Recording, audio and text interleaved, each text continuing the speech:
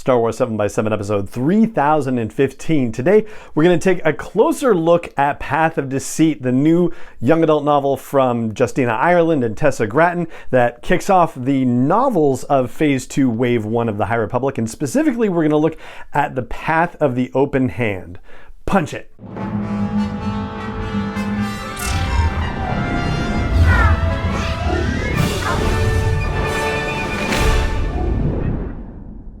Hey Rebel Rouser, I'm Alan Voivod and this is Star Wars 7x7, your daily dose of Star Wars joy. And thank you so much for joining me for it. So we're going to be just, slightly in spoiler territory. Nothing that's going to spoil the plot of Path of Deceit, so don't worry about that. But we're going to draw on excerpts that have already been published from the novel and add just a little bit of depth to the discussion from there. I'll link to those excerpts in the blog post for this show's episode at sw7x7.com and in the show notes for this episode as well. There are 3 of them out there. One of them has to do with the prologue, which doesn't necessarily relate to our discussion today, and we've kind of already talked about it yesterday anyway, but it'll be linked for you to check out. The excerpts that drive our discussion today are Chapter 4 and Chapter 5 of the novel, which basically present the first meeting of the Padawan Kevmo Zink and Marta Rowe from the Path of the Open Hand, from Kevmo's perspective in Chapter 4 and from Marta's perspective in Chapter 5. And as a brief tangent, I'll say that there is kind of a Lost Stars vibe in a way, in that the protagonists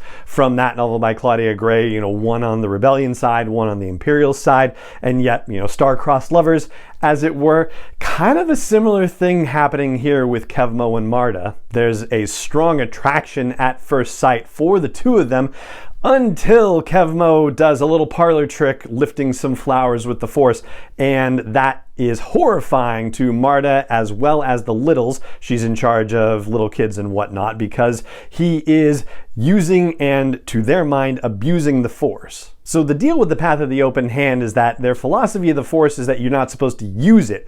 You're only supposed to listen to it and let it give you things, as it were. There are 3 principles of this Path of the Hand. It's clarity and harmony and freedom. You'll often hear them saying the Force will be free, because they feel like using the Force has a butterfly effect scenario. The idea that if you're pulling on the Force, if you're using it, you're creating ripples that have unintended effects somewhere else in the galaxy. Nobody knows where, nobody knows when, but it may well be the case that by using the Force in one place, you are doing something to affect the galaxy somewhere else. And that's the idea that Marta expresses to Kevmo when Kevmo does his little brief flower levitation display. And so they get into not exactly an argument, but certainly a distressed discussion about using the Force or not using the Force, and knowledge of the Force, or if you can really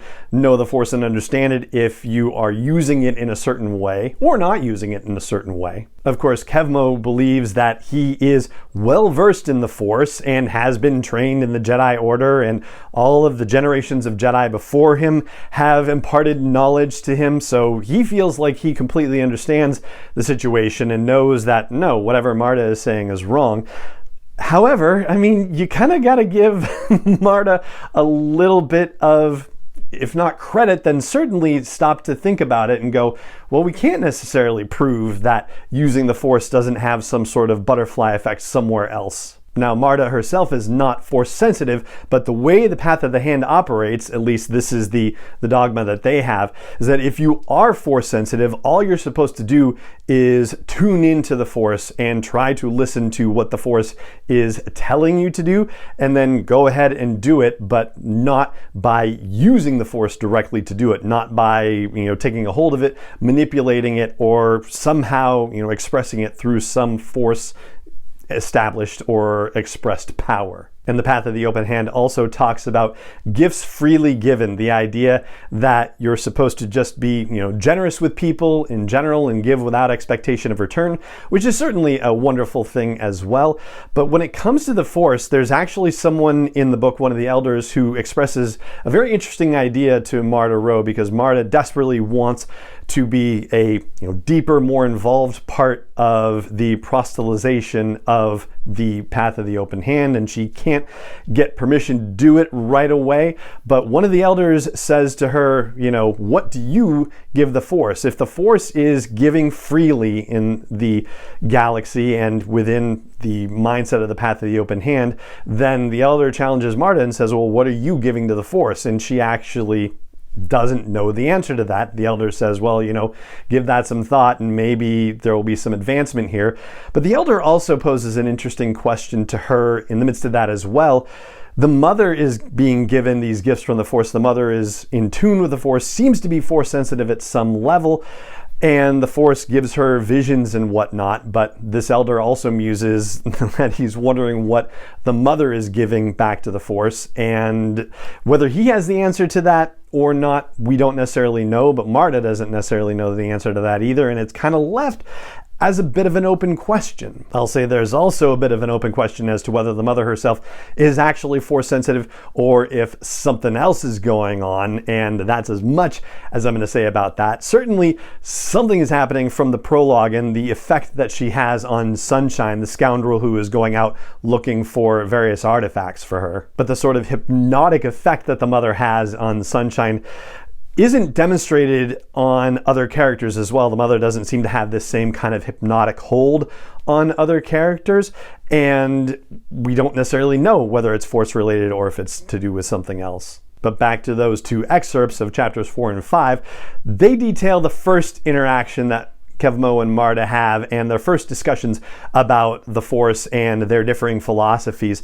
This is only the first of those discussions, and there are more of them as they continue on through the book and as their relationship develops, and they start to question their own beliefs in fascinating ways. And Marta has people to talk to with the path about it, and Kevmo has his master to talk with about it. So these conversations are really fascinating, and of course their beliefs are tested, as you might expect throughout the course of the novel. And if you're excited about the possibility of exploring new ways of thinking about the Force, well, then Phase 2 of the High Republic, if this start is any indication, may be really awesome in that regard. I couldn't help thinking about Rogue One and Jedi and all the different Force-related groups that have representatives there that are mentioned in the Rogue One Ultimate Visual Guide. And a couple other Force ideologies get name-checked in the book, including the Guardians of the Whills and Lor San Tekka's The Church of the Force, as well as the Sorcerers of Tund, which was first mentioned as far as High Republic stuff goes